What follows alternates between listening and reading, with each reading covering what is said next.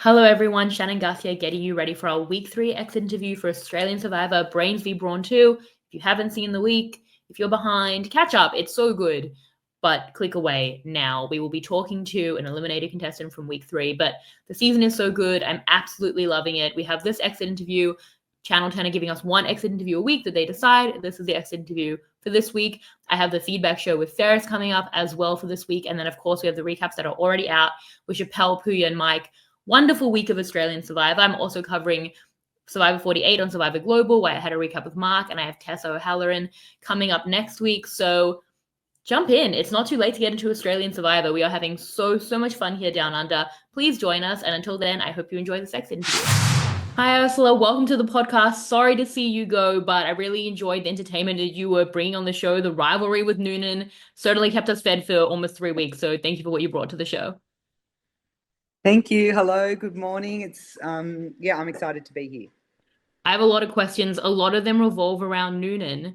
Talk me through. Go back to the beginning, to before the eye roll, right back. We know that you were often the target of the split with Nash. Is that where it was? Was it a personality clash? Like, just talk me through how this dynamic evolved to where it got to. So once we entered the game, I mean, Nash and I kicked it off pretty much instantly. The connection was there from the start. Unfortunately, Nash came out all guns blazing, and because I connected with him, I was the downfall. That resulted in me kind of getting a little bit of the backlash. And my game plan going into the game was really just to kind of lay low, be quiet, watch, listen, until I got to merge, and that backfired. Because I wasn't able to build those connections with some of the tribe members, and that's why they wrote my name down for the first tribal council, particularly Nunan and Paulie and Ben and Jesse. But yeah, the rivalry between Nunan and I, it just stayed from pretty much day one, unfortunately. Yeah, why Noonan in particular? Because we hear you even say to Paulie, like, you're okay with Paulie, but it's like Noonan, really, it felt like you never got past that. Why do you feel like that was like the sticking point amidst what you're talking about of being like a split for several people? Yeah, so with Paulie, I mean, yeah, he wrote my name down, but we'd had conversations after that where we were both honest and frank about where we were in the game and what we wanted for our future in the game. I also had those conversations with Noonan, except after I'd had those conversations with Noonan, I heard that she was going and saying something different to someone else. So her word wasn't really trustworthy, whereas Paulie's word was trustworthy because he never did that. He never showed me that he wasn't trustworthy. What about some of the other brawns that you mentioned? We didn't get to see a lot of the brawn dynamics. It was a lot of, Nash focus. Who were the other good relationships that you had, and who were the kind of other negative relationships that you had on that tribe?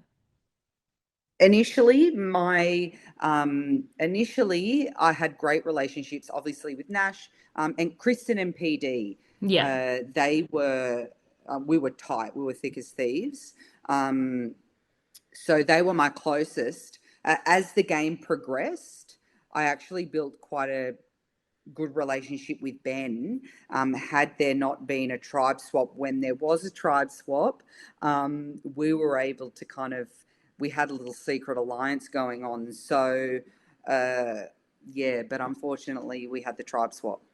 Yeah, we saw you kind of in the water trying to, get past the Nash of it all, talk about him throwing the challenge. So I'd love to hear about your perspective there. And I think we see there, especially Morgan is kind of coming back at you a little hard. So what was that dynamic like, and how you were trying to kind of make inroads beyond Nash's chaos? Yeah, for sure. So with the first vote, we haven't been together enough to kind of vote anyone out for any particular reason. So the reason why my name was written down, I really don't see it as a valid reason. So I was happy to kind of throw all of that under like water under the bridge, and go into the next few days into the game with a clean slate with everyone, because I really didn't care. There's nothing's off the table with me. I don't really care if you've written my name down, as long as you're ready to kind of play with me and align with me, then I'm happy to do so. And that's what I said in the water to the girls. Morgan came at me because she did overhear me saying that I didn't trust Nunan. And that was true. I told Nunan that to her face, that I didn't trust her. I think Morgan was just basically calling me out. But, we hashed it out, and she knows exactly how I felt. So unfortunately, that didn't play out on the TV. It just showed Morgan kind of, having a go at me. But yeah. So you had a front row seat to everything Nash was doing. You come in, you connect with him. He spoke about how, you had kids of a similar age and you had that great relationship. He's coming out, minute one with an idol, let alone everything else he was doing in that season. What did you co-sign versus feeling wary about? Where did you sit with what Nash was doing as his closest ally? Really, I went into the game wanting to be controversial, and except I wanted to be a little bit more kind of sneaky about it. So I was fine with what Nash did. I just think he should have done it a little bit differently, because he not only ruined his game, but he also ruined mine and the so-called alliance that we were all in, which was me, Kristen, PD, and Nash. I mean, he threw us all under the bus. Because we wouldn't have wanted to play our game that way. But I was able to kind of pull myself up from the trenches. Had I not thrown him under the bus, I'm not sure I would have been there, longer than him. It could have potentially been me to go home that night.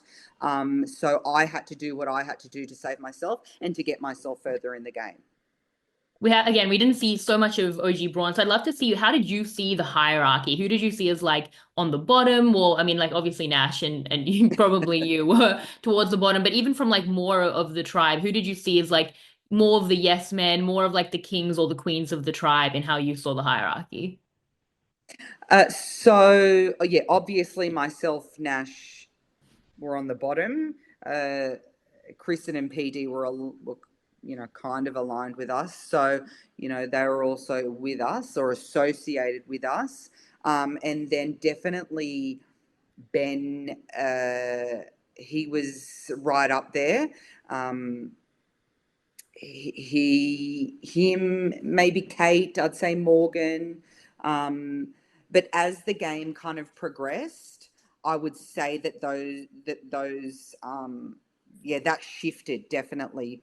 And it was more so myself and Nash weren't necessarily on the bottom. I think that there were people that were more willing to work with us. And Nunan, I'm not sure. I mean, she was kind of getting pushed out by Kate, Morgan. I mean, that's everyone's story is going to be different. So that's how I felt, that she was kind of getting pushed to the side a little bit. But yeah, everyone's story, everyone's game is going to be different. So getting to the swap, obviously these new brains who you do try to work with in some way, you do, or you vote for Nunan, so that would be on with their plan. So firstly, were you connecting with of these new people that you met on the new Brawn tribe? I really felt like I had an instant connection with Kaylin. And I felt like I connected. Obviously, Richard. He was unfortunately the first vote, but I'd already was able to build a little bit more of a connection with him because he came across to the OG Brawn. And then come swap, I think that I'd built a connection with Logan, a connection with Kaylin, and a little bit of a connection with Karen. And you could probably see that a little bit during my tribal council, because Kalen really advocated for me. He didn't want to vote me out, and I saw that now on the TV as the episode aired. I didn't know that he advocated for me, so that was quite nice to see.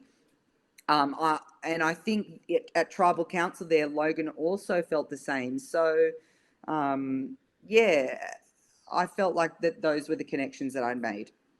So at that And you vote could where, see that yeah, I mean they were all pushing for you, and it seemed like only AJ for was sure. pushing against you in the vote where you go. At that first vote where Rich goes home, you vote for Noonan. What were you hoping would happen? Because we see AJ tells you that the name is Rich. Were you hoping that the other side were on Noonan? Was it just like a pure personal vote? Like, what were you hoping the votes would kind of play out to be in that vote? Yeah, so we already knew that the vote was going to go on Richard. Um, Going into tribal council that night, there were talks of the votes going on Logan, Richard, or Nunan. I already knew that all of the votes were going to go on Richard. So really, that was just a throw off. Right. Well, I'm not going to vote Richard because I liked Richard. I'd built a connection with Richard, and I'd rather write Noonan's name down over Richard because I'd already built a friendship with Richard. I also felt the same way towards Logan. I felt that we'd already built a little bit of a connection, and out of the three, Noonan was the only one that I wouldn't work with. Right. So, I mean, why would I ruin my chances of working with Logan and Richard um, just to vote, just to align with everyone else? But you did think that Rich was probably going home, even in that I vote. knew, Yeah. yeah, Yeah. I knew. Yeah. So then the vote towards Noonan was just because I didn't Strictly want to ruin personal. the chance. That's Yeah. it. That's it. And then in And the next, I'd in fact told her that yeah, now we're on an even playing field. Let's move on. yeah. But she couldn't get past that. So Well, that's her age or immaturity we see that play out. And then when Paulie comes to you and for it looks like sure. you're going to be a group and it's going to be 4-4, and Noonan goes back to them and you hear about it, and like Oh, for it sure. was visceral. We could it was palpable what we could take from you in that moment. Tell me how you were feeling in that moment, and what your plans had been of actually putting it behind you with Braun, going with them until that's completely upended by what you hear, and you're having to get yourself out of that and kind of try and bury Paulie and Noonan on the other side with the brains. Yeah, I think that I could have probably played the emotion card a little bit closer to my chest. Um, Maybe had I not gone into that tribal council or prior to tribal council, being so emotional that maybe the brains or the OG brains would have sided with me a little bit more.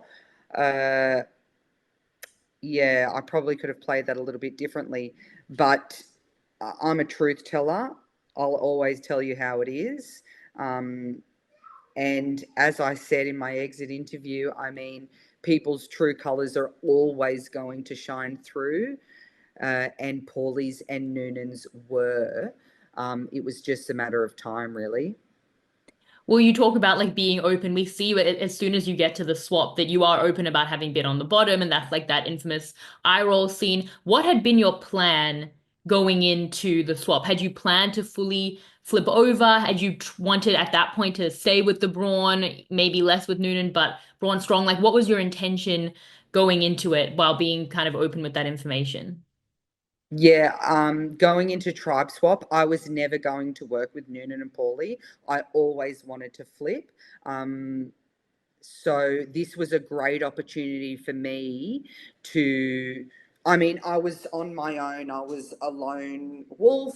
So, I, I mean, why would I work with people that have continuously backstabbed me for 16 days just to save their ass? I would have rathered build the new connections and worked with people that hadn't done that to me. It was pretty much starting the game over. And I made that very clear to the OG brains that I was willing to do that. Unfortunately, it didn't pan out the way I wanted it to. um, but yeah. Yeah, I wish we'd been able to see more of those conversations because I feel like we didn't get as much of that connection and that flip. And And they we, did yeah, happen. yeah. Yeah, and they did happen. But unfortunately, yeah, that's just the way it is. Yeah. Last question. You were, you had a front row seat to more insanity, probably in your, few weeks on the show than some people might have in a lifetime. AJ's hostage plan, where you were a possible hostage to that. You didn't seem to think that this would go well. I know the internet has its thoughts about it. What were your thoughts in the moment about just Yeah, another chaotic thing that you were just right there for and really have a big part of. My in the moment thought was, how immature. What is going on? Why is this happening?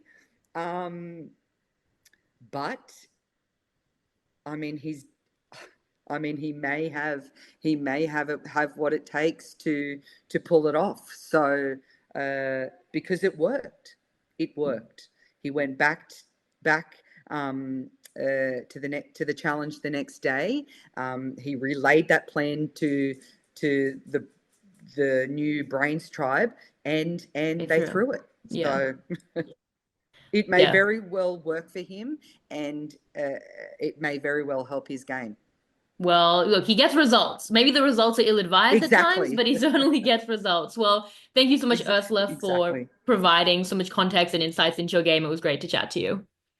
Thank you. Thanks so much. I appreciate it. Thanks so much. Bye. Bye.